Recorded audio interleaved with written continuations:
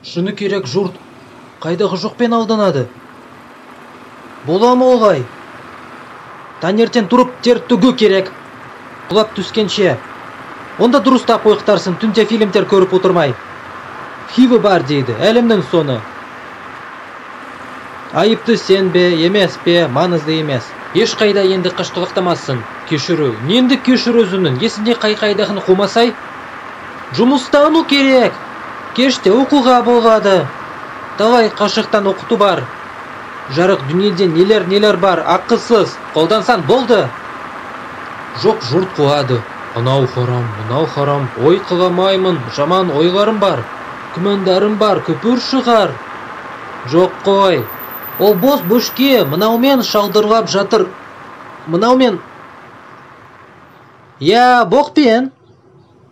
Бірақ іспен айналысу керек. Онда сандырақ басқа кірмейді. Бәрі де жақсы болады. Және егер ісіңмен айналысқанда, ең болмаса біраз ақша таба алсаң, онда міне бұл сен тапқан наның болады. Кешке тамақтанасың. Өз кезімізде 80-дерде жаттығушек. Сөз жоқ, үйгеден аяғымды әзер алып жүргем. Мектеп, сосын жаттығулар 2-3 сағаттан нешеде есте сақтамай тұрған шығармын. Есімде бар нәрсе, түнде 11-де соңғы мәскеулік автобустармен үйге қайтушы ем. Яғни 14-13 жасымда аяқтарым қал-құл басалар еді. Яғни онда қол, аяқ, кунг-фу бүкіл денені ширықтырғанбыз тиісінше сағаттап. Кейін сүйсініп литр сүт ішкенбіз. Болды, үйге барғанбыз.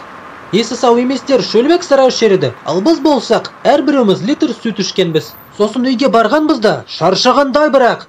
Және азанда құлқын сәріде тұрып, орманға жүгіргем, секіргем, тағы басқалар жаттығушем, сосын мектепке барғам.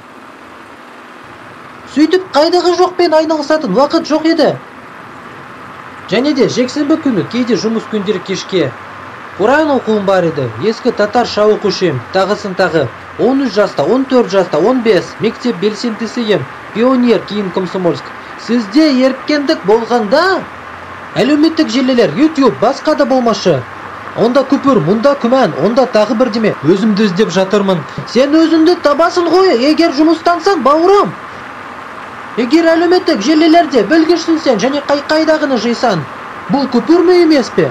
Исламнан шықтың ба екен, исламға кірдің бе екен? Бұларыңыз не? Бұны Аллахқа тапсырыңыз, ол иманыңыздың бар жоғынан хабардар. Неғып болмайтын нәрсемен айналысасыңдар? Парыз намазын оқысаңыз болды, жарайсың. Бұның өзі өте жақсы. Интернеттегі барша боқтық ше, оның ішінде діни де. Әрі тастаңдар оны. Әсіресе кімдерді айтып отырғанымды білесіңдер, осындай оқымыстысымақ, діншілсімақ ақайып келер. Тастаңдар мына қоқсықты. Өмірлеріне, тіршіліктеріне қарандар, неде тұратындарына. Дымға қол жеткізбейді, ешбір табысқа жетпейді.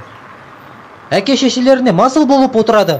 Немесе қорларға, немесе Еуропа мен Америкада, әдетте Еуропада жәрдемақымен отырады да бітті барып тұрған болғақтар. Дегенмен күні бойы күпір-күпір мездеп соғады.